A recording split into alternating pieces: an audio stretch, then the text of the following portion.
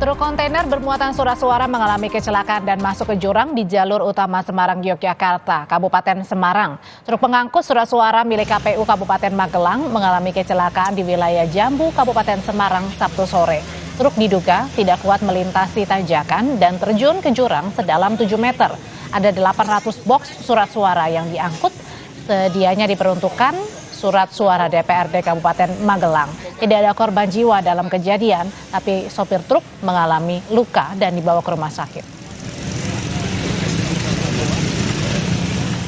Saudara, kami sudah hadirkan seluruh informasi untuk Anda hanya di Kompas Petang. Kami pamit dulu, saya Audrey Chandra. Dan saya Tifal Solesa, tetap bersama kami untuk program berikutnya hanya di Kompas TV. Independen, terpercaya.